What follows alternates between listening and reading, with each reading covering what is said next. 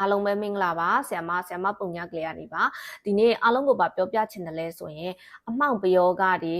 နတ်ဆိုးမိစ္ဆာတွေပေါ့နော်အဲ့ဒါတွေနဲ့ပတ်သက်ပြီးတော့ကိုယ်မှာကန့်ညိလာတဲ့အခါအဲ့လိုမျိုးတွေကြုံတွေ့လာတဲ့အခါကျရင်လောကီနီးနဲ့ကုတာရှိတယ်လို့ဘာသာရေးနီးတွေနဲ့ကုတာတွေလည်းရှိတယ်အဲ့ဒီထဲမှာမြတ်စွာဘုရားရှင်ကိုယ်တိုင်ပေါ့နော်လက်ခံပြီးတော့ပြန်ပြီးတော့ဟောကြားထားတဲ့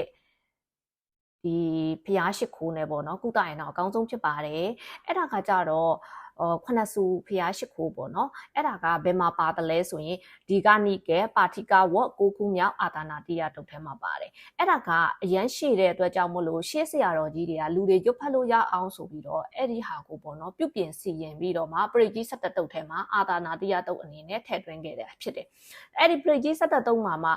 အဲ့ဒီအာတာနာတိယတုတ်ကိုရှေးတယ်ဆိုပြီးတော့ပေါ့နော်မပူဇော်နိုင်ရင်အဲ့ဒီခုနကဆရာမပြောတဲ့ခုနစုဖျားရှိခိုးပေါ့နော်အဲ့ဒီအပိုက်ကလေးကိုထုတ်နှုတ်ပြီးတော့ပူဇော်လို့ရပါတယ်ဒါကအမှောင်ပယောဂတွေနောက်ဒီမိစ္ဆာနတ်ဆိုတွေနှောက်ယှက်မှုကနေပြီးတော့မှကာကွယ်ဖို့နောက်ပျောက်ဖို့ပေါ့နော်အဲ့ဒီအတွက်အဲ့ဒီဂါထာကိုကုဝေရခေါ်တဲ့ဝတ္တဝဏမင်းကြီးကမြတ်စွာဘုရားရှင်ကိုဒီဟာဖြစ်လို့ရှိရင်ဒီလိုမျိုးတွေရွတ်ခွင့်ပေးပါဆိုပြီးတော့ရှောက်ထားခဲ့တာမြတ်စွာဘုရားရှင်ကလက်ခံပြီးတော့ဒါကိုယဟန်တွေကိုပြန်ပြီးတော့တင်ပြပေးခဲ့တာပဲဖြစ်တယ်ပေါ့နော်အဲ့ဒီမှာမေးစရာရှိတာဘာဖြစ်လို့ခုနှစ်စုပဲဖျား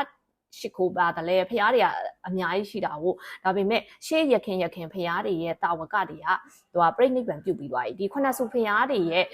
တာဝကတွေကဒီပြမပုံတွေမှာရှိနေသေးတယ်ပေါ့နော်အဲ့တော့အဲ့ဒီရဲ့အပိုက်လေးကိုဆရာမအခုရွတ်ပြမယ်နော်ဆရာမမြန်လေးရွတ်ပြမယ်နော်အချိန်ကနည်းနည်းပဲရှိလို့ဝိပတိတ္တသနမထုစက္ခုမန္တတတိရိမတောတိခိတပိစနမထုတပ္ပဗုဒ္ဓနုကံပြီးတော့ဝိတဗုဒ္ဓစနမထုနှာတကတ္တတပတိနောနမထုကကုတနတ္တမာရတိနာပမတိနောကောနာကမနတ္တနမထုဗျမနတ္တဝုတိမတောကတပတ္တစနမထုဝိပမုတ္တတတပတိအင်ဂိရတ္တနမထုတကြဗုဒ္ဓတတိရိမတောယောဣမန္တမန္တေတိတပ္ပဒုက္ခပနုဒနယေစာပိနိဗ္ဗုဒ္ဓလောကေယထာဗုဒ္ဓံဝိပတိတုံတေဇာနာအပိတုနာတာမဟန္တာဝိတတာရတာဟိတံဒေဝမနုဿာနဲ့ယန္နမတံဒီကောဓမဝိဆာစောရဏတမနဲ့မဟန္တံဝိတတာရတအဲ့ဒီခါတာပဲဖြစ်ပါတယ်เนาะအဲ့ဒါလေးကိုရွတ်ကြပါလို့တိုက်တွန်းပါတယ်ဆရာမဒေါက်တာဖြူဖြူတွင်ပါเนาะ